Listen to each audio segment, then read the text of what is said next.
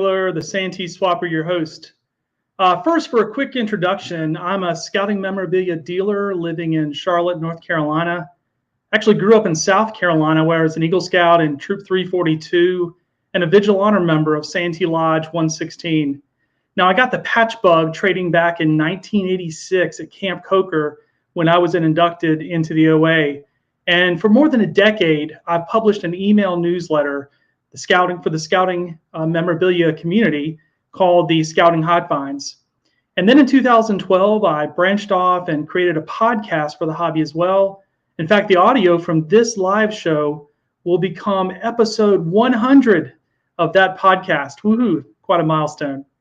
I'm excited to serve the hobby that I love through making content in lots of different areas, from the newsletter to the podcast, videos, helping run a Facebook group, more on that in a minute, sponsoring a traderie, and being brave enough to try something new with this concept of a live show. Now, if you want to find out more about me, I will just simply put this link up here. So this is to a link tree that I have just created recently, and you can get to that link tree via the URL santeeswapper.com. That'll take you there. This show tonight will run about 30 minutes, and I apologize in advance if there are any snafus or technical bugs. I was a public school teacher for 12 years, and so I enjoy learning new stuff, and in planning for this show, I've tried about half a dozen new tools trying to figure out exactly what I'm doing. So let me show you what we're going to be doing tonight. I have sort of an agenda for you, and some of you may have already seen this. Tonight's episode is going to be focused on the National Jamboree. And so one of the things that you're hopefully waiting to see is an interview that I have already pre-recorded with Tico Perez, who is the national chairman of the Boy Scout Jamboree coming up in 2023. We're also going to be doing an unboxing video. Again, I don't quite trust this live format yet, and so I have pre-recorded that. That's coming up in just a minute. Also, we have kind of a fun giveaway that I'm doing tonight, which will be kind of cool. I'll show you what that is going to be and explain how it's going to work in just a minute. But essentially, what I'm doing is a giveaway using sort of an internet service called King Sumo. Good name, whoever named that. And what I'm going to be giving away tonight is a signed Order of the Arrow sash. This sash was signed by E. Erner Goodman, and I took a couple of pictures of it so that you can see, and then I will also grab the sash and hold it up so that all of you can check that out. Now, I will tell you in just a little bit how to sign up for this giveaway. All you literally are going to have to do is put in your name and your email, and this program will randomly draw a winner. The giveaway will be available during the entire week, and so probably next Tuesday, about a week from now, I will select the winner. So if you are listening to this or watching to this in a replay, feel free to follow the link that I'll be giving out soon to go and enter yourself in the giveaway. We'd love for you to participate in that. I mentioned a second ago a Scout Patch Collectors Facebook group. So back in 2012, Brad England and I had this crazy idea to start a Facebook group where you could trade patches on the internet. And since then, that group has grown. I believe now we're up to over 18,000 members in the Scout Patch Collectors Facebook group, which is really exciting. I am actually going live in the group. And so if you're in the group now, welcome. I'm glad that you decided to hop on this video and watch and see what we have in store. I do want to let you know that you can actually leave comments. So I will be able to view any comments that you leave in this dashboard that I have, and I will try to respond back to you as well. So I'm trying to make this interactive. That's kind of one of the goals of going live after all, instead of just having everything pre-recorded. So hopefully you guys can participate and leave comments. I would really sort of appreciate that. So here's what's going to happen next. I have a pre-recorded unboxing video that I'm going to play for you. Unboxing videos are one of the most popular pieces of content that I do. And so I knew that if I was going to do a Scouting Hot Finds live, that I would want to include an unboxing. But I want to do that pre-recorded so you can see it, and it's pretty polished and cleaned up. So if you will hang out, I will click this up, and we will jump right into this live stream.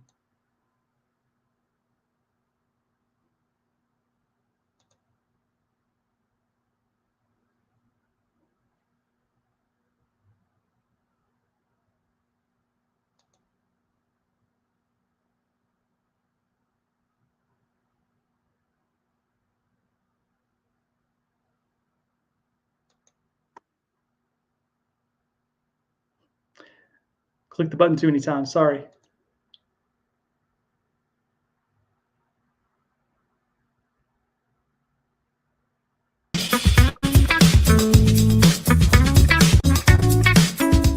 Hi, Jason Spengler, the Santee Swapper, back with another unboxing.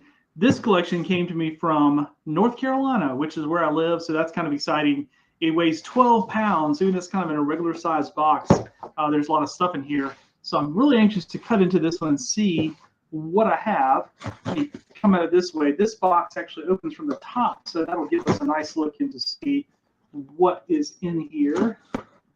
I bought this collection a couple of months ago, actually. I'm just now getting around to opening it, so I don't have a really great memory of what's in here, but I'll kind of give you this image for you to see.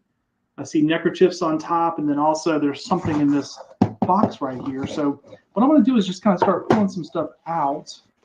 In this format with the unboxing videos, I will be able to hold up to the camera some things that I have pulled out, and so it's a little bit different than having the other view.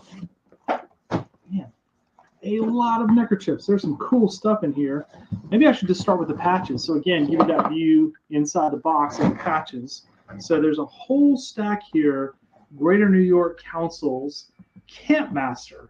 I have not really seen that patch before. A Campmaster would be a volunteer leader who would volunteer to go on the weekends and kind of be the, fill in for the ranger, so the ranger may can have a break. So some camps call it a Campmaster Corps, and that's certainly what that patch would have been used for. I'll just get out these other patches here because I'm sure some of you would be curious to see what we've got. So I'll set them up here on the counter and get this box all emptied out for us. Okay. So there we go. The box is away. All right, now to dig in. A couple of things here that was kind of just tied back into that. So here's a hat, Campmaster Corps hat. And again, that's from Greater New York Council. There's two of these. So, my guess would be if you're the person that has the patches, then that means you're the person who probably was in charge of this. And doesn't look like these hats were actually worn. So these may have been hats where he was sewing this patch on here just for that specific purpose. And this is definitely that, classic Boy Scout hat from that time period. So that's kind of a cool piece. Of course, web belt there. Trying to see if we get some other patches here. These OA jacket patches are pretty ubiquitous. They're in just about every kind of collection. Alpine Scout Camp. This would have been part of the 10 Mile River. And then we see Wakanta Lodge 84. That is actually, I think, a New Jersey lodge. And so sometimes when you start going through here, you see stuff, you try to put it together. Here's a little, that's kind of interesting, a little triangular shaped scout metal neckerchief. Again, Jamboree patches, different Jamboree patches, St. Louis. So not everything here is from that area. Eagle Rock Council. Here's another little handful of Order of the Air patches. So we have a Delmont. And then, when you see several from the same lodge, that tells you that's probably where the guy was from. So again, I'm pretty sure that's a New Jersey council. Don't hold me to it, but Wakanta 84. And then we have the Shinnecock as well, which I think is also from the Northeast. So some more patches from the 1970s here. Catholic Retreat. I saw actually a Neil neckerchief slide for a Catholic Retreat, and here's a patch that probably goes with that. And then another Catholic Retreat patch.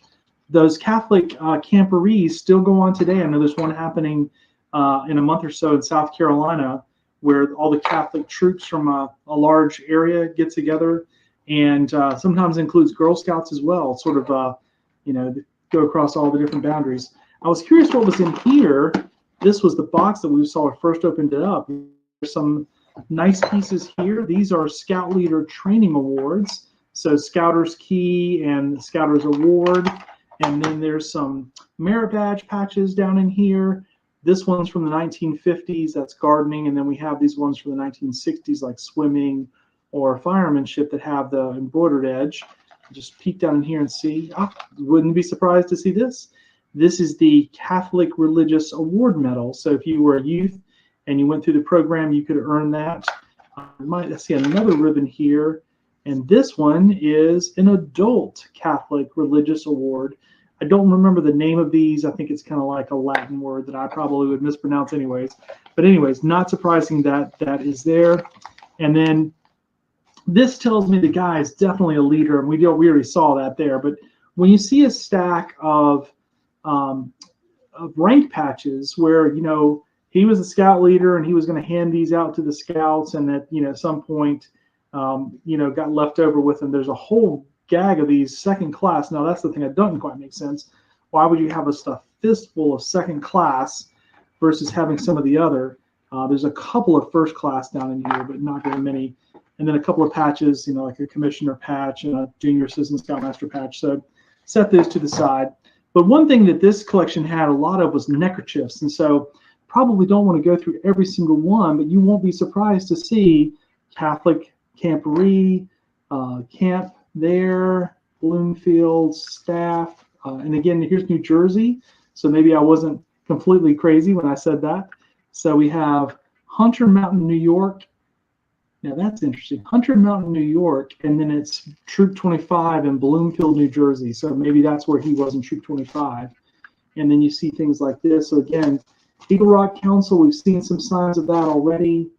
And then here's Troop 25 Neckerchief, so that kind of gives that away, right? And then Camp Alpine, Camp Tamarack, another Troop 25. Let me just go through the stack and see. So I want to show you all of them. Camp Yapa, so again, Camp Neckerchiefs, and I like this one that has the map on the back. I always thought that was cool when Camp Neckerchiefs had the map on the back. So some similar ones here. 10 Mile River. This one has someone's signature on the bottom. I'm not sure who that would have been that would have signed the front of the sash. But again, Catholic Retreat, we've kind of seen that. Golden Camper. Novi Soko, that's another camp up there. Alpine. And then check this guy out. This is kind of cool. Philmont Neckerchief, French Henry Copper Park Staff. So that is a staff neckerchief. I'm not sure. I'll have to pass this one on to one of my friends who knows his Philmont stuff well. I have seen lots and lots of contingent neckerchiefs for, like, say, some guys from New Jersey or New York are going to Philmont. They would make their own neckerchief. But to have one that says staff, that's a little weird. I'm not sure. I have to investigate that one a little bit. Again, Camp Glen Grave, seen a lot of this Eagle Rock Council stuff, which would have been probably the council the guy was part of. And then I think there's an OA sash hiding down in there. Conservation and Training Camp. A lot of guys got neckerchiefs back in this day. It's just interesting to me that this guy was kind of collecting neckerchiefs, or just, maybe he was getting a neckerchief for every little event that he went to. But that's fine. These neckerchiefs are beautiful. And collectors still have an interest in this, especially if it, is recognized as a camp that you attended, and maybe you would still collect that. So I'm not sure that this pile is going to be much different, just more event neckerchiefs, some duplicates of event neckerchiefs. One thing we haven't seen yet here is much sign of Order of the Arrow action as far as the neckerchiefs go. A lot of Order of the Arrow lodges and events made neckerchiefs, but I've just seen a lot of camp neckerchiefs in this group. Here's the West Point Camporee. That was definitely something that he could have been a part of. That was in 1970. Again, his troop neckerchief. We've seen this troop neckerchief several times. He had extras of that. Looked like it might have been for an anniversary or something they were doing. A bunch more of that one. I've seen a lot of duplicates in here, the same neckerchief. So that's why I'm just looking through to see if there's something you guys have not seen. But it's a lot of the same stuff. Camp Tamarack, we've seen that. Essex District. Yeah, so boom, got a bunch of the same ones. So anyways, that's cool, especially like I started off with the Campmaster Corps. That's some stuff I had not seen before. A lot of camps probably have a Campmaster Corps, But the fact that this guy had literally the patches that went on the neckerchief, that's kind of a different deal. Definitely go to my website, check it out, scoutpatchcollectors.com. That's where you can find everything that I'm doing in the hobby, more unboxing videos, podcasts, newsletter, all that good stuff. Jason Spengler, the Santee Swapper. Thanks for watching. All right. Well, hopefully that unboxing got you curious. And I know that it's one of the most popular pieces of content that I put out, unboxings. I have over 50 of them on my YouTube channel. Again, go back to that link tree you can find at santeeswapper.com in order to find out more. Another thing I wanted to mention to everyone is I actually do have a Patreon group. This Patreon group is called the Scouting Hot Finds Insiders. And what the Patreon group is, it's kind of a group of what you might call super fans that are supporting me and helping me hire an audio and video editor to get all this content put out.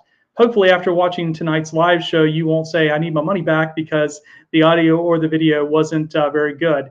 But I have put a lot of effort into this, so we'll see. But if you're join the Scouting Hot Finds Insiders, you would go to scoutinghotfinds.com to find out all the information there. Here's what kind of the perks of membership are. First off, you'll get a 10% off coupon for Best Hobby Pages. Won't talk much about Best Hobby Pages tonight, but that is a premium storage system that I sell. Also, we have a private Facebook group that we've just started. And in that Facebook group, I will sometimes make special offers for wholesale buys and things like that that would be exclusive to members.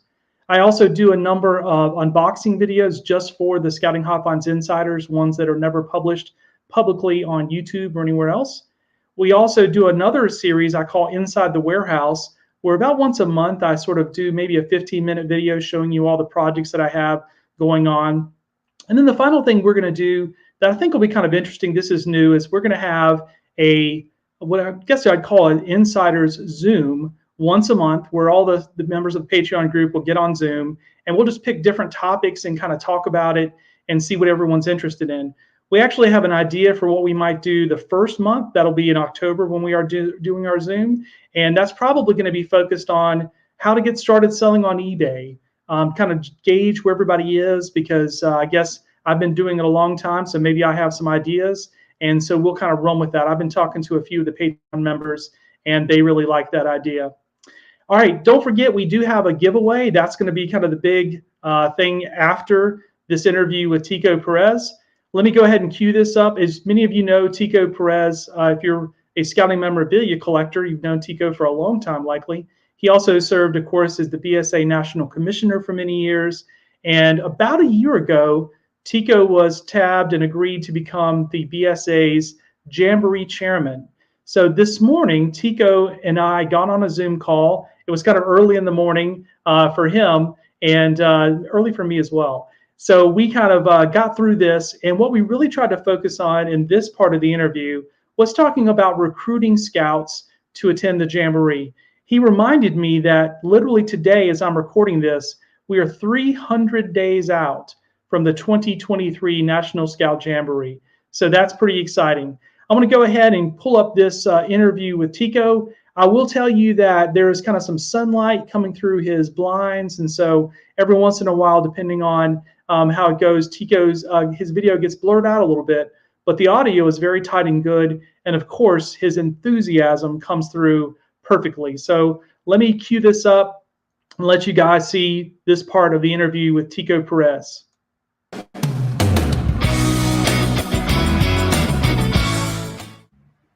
All right, my first guest on the show is none other than our BSA Jamboree Chairman, Tico Perez.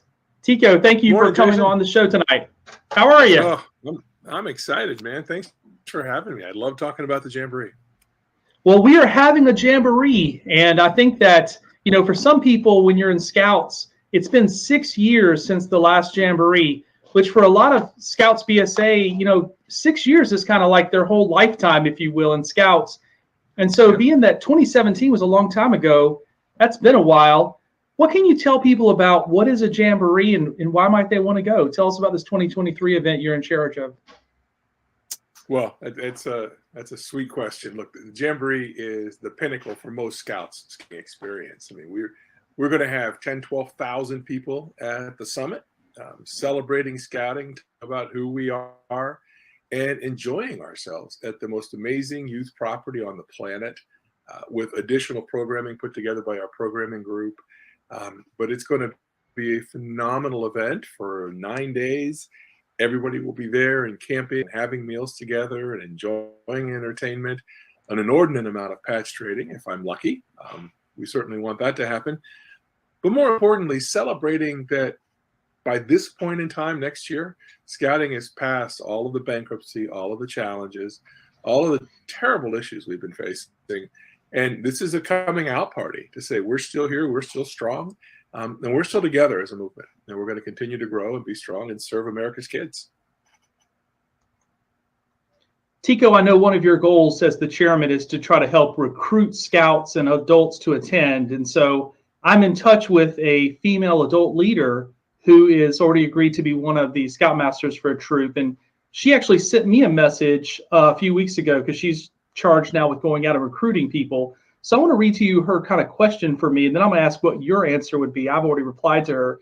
She said, I'm trying to come up with a generic letter to send out to specific girls that are eligible to participate. The purpose is really to sell them on going to the Jamboree. So it needs to outline some specific fun activities that will grab their attention. How would you answer her question? What are those fun activities a scout can do at the Jamboree? You know, the Jamboree is pretty much fun 24/7. It's a combination between the summit, our high adventure base, which again, we invested $400 million in the children of America building this phenomenal opportunity. And one of the great things, as we know, this Jamboree is going to be smaller than in the past because our movement is smaller. But the throughput is going to be so much better now that they're going to be able to come out and enjoy everything the summit has to offer without the long lines, without the waiting that we've had at other Jamborees. But more importantly, they're going to get to enjoy each other. We're going to have 10,000 to 11,000 people at this Jamboree. You'll talk to kids from all around the country, all around the world. We'll have a large international component coming over as well. And we'll have the opportunity to just be scouts together for 9 days, 10 days. Enjoy your time, learn about yourself, learn about each other, and participate in what is typically the highlight of a scout's career, which is a Jamboree. And you said it right, Jason. I mean, we haven't had one in 6 years. Because of that, we've allowed an older youth option of 18 to 21 can come to the Jamboree as a youth participant, because that generation of scouts missed the Jamboree because of COVID. So we've allowed for an older youth category, and they can come and participate just as a youth member can. It's going to be phenomenal and so much fun, from whitewater rafting to skateboarding to the biking to the high wire elements. What we have at that summit is unbelievable. If you haven't been, you must go. And if you go during a Jamboree setting, it's like no other. It's going to be extraordinary.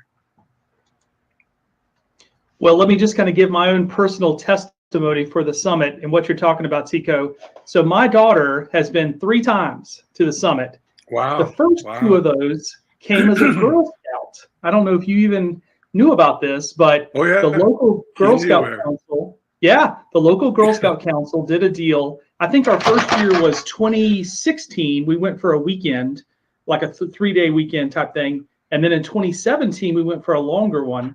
And my daughter really got hooked on the skateboarding. I have videos of her skateboarding, and that just became sort of a lifelong hobby for her, which has been really fun. And then she got to go to the 2019 World Jamboree. But as you just said, so she loves the summit. And as you said, she missed her Jamboree opportunity. She was going to go before COVID, to the National Jamboree. That probably would have been one of the ending highlights of her career as a scout, because she's 18 years old now. And so, that would have been the natural progression. But now, with this new opportunity you just described, she still has the opportunity to go. And so we're kind of weighing that and seeing what she wants to do. When they turn 18, things aren't quite as the same as when they were little teenagers, but we're working on it. Well, you know what? She can also come on staff. We've got some phenomenal staff opportunities. We've got some phenomenal opportunities for adults as well. For this Jamboree, we've removed that 4 adult, 36 kid troop definition and said you can bring as many adults or as many youth as you want. You can bring a whole parents troop if you want. You can come as an entire unit with your troop committee. And our staff opportunities are phenomenal. And one of the things that we've done this Jamboree, particularly for young women like your daughter, we've reduced the staff fee. If you're under 33 years old, your staff fee is only $600. That's less Oh, than wow. half price of a normal staff fee and a Jamboree participant, because we need a new generation of staff to replace old people like me. And we're trying to build a brand new generation of staff. So $600 is the staff fee if you're under 33 years old. And it's a phenomenal opportunity for young people to come and serve and help us. Well, Tico, I want to circle back to these ideas about how adults can be engaged, but let me ask you this. Let's talk for a second about parents. Now, I'm a Scout parent, so I know all this stuff with my daughter, but if we were speaking to parents of Scouts in a normal Scouts BSA troop, why should they make the investment to send their Scout to the Jamboree versus sending them to their, regular summer camp, or maybe a high adventure program, or just something outside of Boy Scouts that would be very expensive? Why is the Jamboree kind of a career highlight, if you will, of a Scout? Yeah, such a unique event. It's so rare you get with 10, 11,000 people who share a common experience, who you have an instant relationship with. Summer camp, great. And believe me, I think everyone should go to their summer camp. Don't get me wrong there. But there you've got a couple hundred kids coming together, basically, usually from the local area. Here you get to meet kids from across the country, share meals with them, trade patches with them, enjoy activities with them, and really open and broaden your scouting horizons. But more than that, it's a gathering that for me validates scouting to a lot of young people. They open their eyes and realize, holy cow, this isn't just my district camporee or my troop meeting. This is a huge national movement that's got a lot going on with an incredible amount of opportunity. This is where they learn about all the things scouting has to offer if it's not been shown to them in their local council. It's where they get to know kids from all across the country and literally build lifelong relationships. The guys from my Jamboree troop from 1977, I know I've dated myself, are truly still my very, very best friends today. We were law partners. They're my accountants. All of my service providers came from my Jamboree troop from 1977. You build a different level of relationship at these Jamborees as you get to know one another. It truly is a mountaintop experience for young people. It's hard to describe the feeling and the energy and the recommitment and the passion and the recognition of what scouting is that you get at a Jamboree unless you've been there. So I would say if you can make it happen, make it happen. And I know it's a big investment, and we have a lot of scholarship money for this Jamboree. We just went through our first round of scholarships and awarded well over $200,000 worth of scholarships for the Jamboree. We're going to go through a second round very soon. A lot of our folks, when you sign up for staff, you have the opportunity to donate an additional couple $100 to scholarship funds. And thousands of our people are doing that, because that staff that's coming knows how important this Jamboree is for young people. So there'll be scholarship opportunities. Money should not be a barrier to coming to the Jamboree.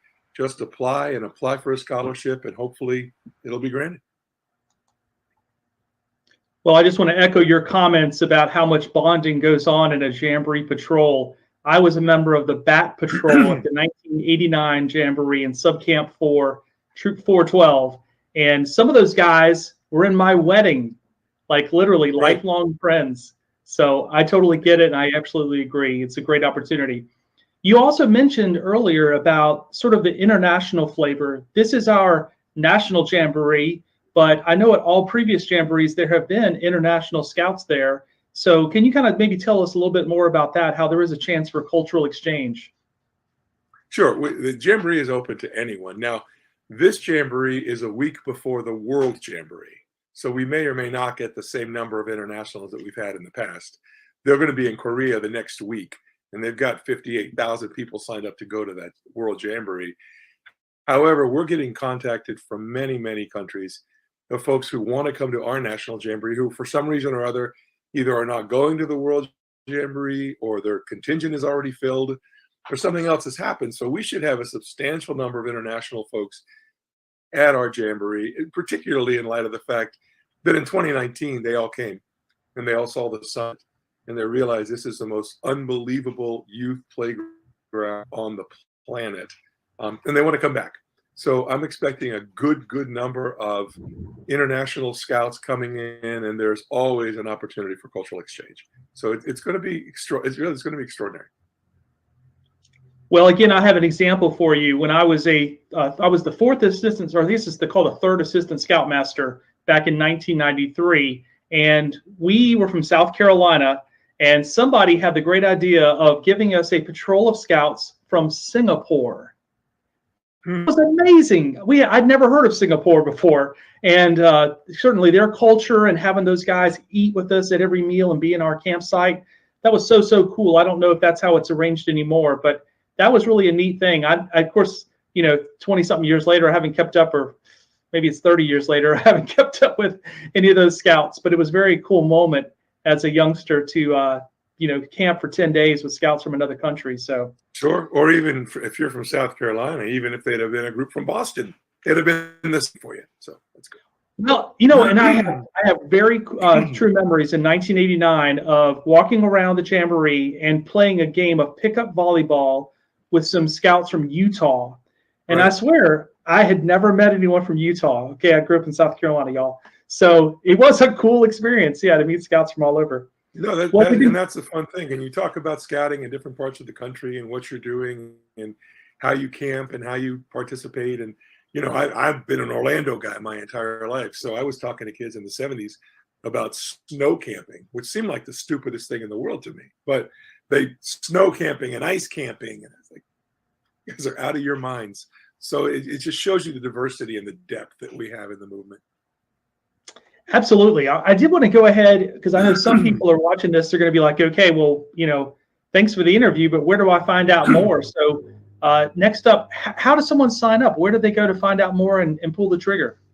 Very easy. We actually have a very, very, very active social media program. So we have Facebook pages dedicated to Jamboree 2023, or just go to jamboree.scouting.org, and you've got all the information about the Jamboree right there, and you can sign up and register and answer all of your questions and tell you what you need to know, and then sign up on our Facebook page.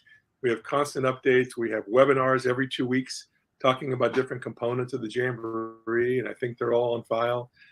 We've pulled every lever we can to let people know about this Jamboree. So we're very accessible, and if there's any other questions, just post them to the Facebook page, and they will be answered promptly.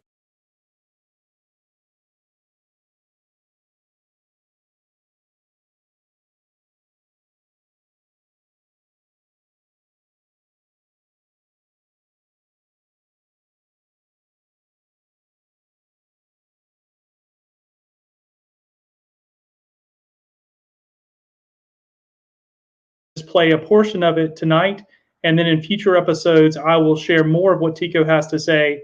Next week we'll hear about the opportunities for adults and for staff, and then the following week we're going to talk about patch trading, which some of you might be curious about, and about how things are going to work for visitors at the Jamboree. All right, if you have stuck around this long, here's what I want you to know.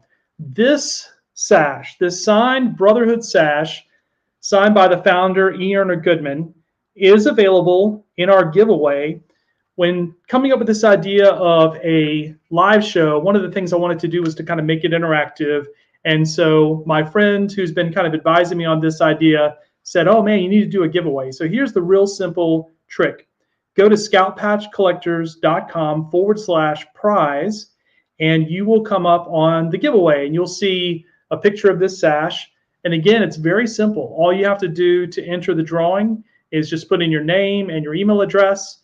About a week from now, I will press the button and run the little computer program for it to spit out the lucky winner. And on next week's show, I will tell you who that is. And of course, I'll email with them and kind of let them know what's going on. But again, the URL is scoutpatchcollectors.com/prize. Also with this, there are a couple of opportunities to get extra chances, if you will, to enter. So the way that it works is if you do a couple of things, like for example, one of them I set up was if you like my Facebook page, you get a couple of extra chances to enter. If you subscribe to my YouTube channel, you get a couple of extra chances to enter. So it kind of makes it where, the more kind of connected that you want to get to the show, then the better opportunities you have to win this sash, which is kind of cool. Ener Goodman signed a lot of sashes back in the day, and I do get these sometimes in collections, but they're pretty cool. It's kind of a neat keepsake to have something. He passed away in 1980, and so this sash and is before then, so it's at least 40 years old, and kind of a cool thing. All right, so here's what I wanted to know. I'm trying to sort of keep these shows for now at about 30 minutes, and so we've kind of come to the end of what I had scheduled for us. I do want to thank everybody for watching, and I have been kind of active in the comments during the show, and I really, during the replay, I would love for you to leave comments and feedback. So even though the show is going to, the live part is going to end, I hope the conversation will continue. A couple of things that Tico said that really stand out, one of which I did not know at all, and I'm going to spread the word like the gospel, and that is that for younger staff members, he said if they're under 33, then their staff fee is half of what it is for everybody else and for participants. So $600 would be all a staff member would have to pay to attend the entire Jamboree. And when he told me that, I told him that, I've got half a dozen staff members at my camp staff that next summer I could see them potentially going up to the Jamboree and serving on Jamboree staff, which I think would be pretty cool. That's definitely what they're going for, as he said, the younger generation trying to replace those of us who have been around for a little while. Also coming up next week, I almost hesitate to tell you who I'm trying to get as a guest, but I woke up this morning and this person had replied to an email that I sent her, and so I am really hoping this is going to work out. It may not be for next week, but coming up, many of you know that I had a opportunity to help supply a movie, The Fabelmans, that Steven Spielberg has directed and is putting out in November. And I heard back from the lady who was the Hollywood costumer that sort of got me involved in the program, and she has agreed tentatively to come on and be a guest. She told me there's only certain things that she can't talk about. She does have a non-disclosure agreement. I'm sure that's a big deal in Hollywood. So she and I are going to email back and forth a little bit, and hopefully I will be able to get her on the show as well. I think that would be very cool because I told her that, number one, when I watched the Fabelmans trailer, I cried like a baby because I was so excited to see the scouts in uniforms, and just kind of, I read the comments on YouTube for the trailer. Other people were crying. It just wasn't just me. It's a pretty impressive looking movie, but to kind of see the scenes play out where it literally looks like his patrol of scouts help him create a film that he then shows to the entire troop. Again, this is the trailer that you can see on YouTube anywhere you want to go. I think it's just super cool. Of course, it's all set in Scottsdale, Arizona, around 1960, somewhere thereabouts. So we will see. Fingers crossed if I can get her on. But if so, I'll be sure to tell everyone, and I'll try to make a big deal out of that. So again, appreciate everyone who decided to come on. I'm going to try to do this as a weekly commitment for about 12 episodes, kind of do like a fall, early winter schedule, and then take a break over the Christmas holidays. All right. I appreciate it very much. If you have watched my show, I really, really thank you. And I apologize if there were any technical glitches. I did say in the beginning, I'm learning how to use this software, and I'm sure there will be some. Appreciate it, everybody. Jason Spangler, the Santee Swapper.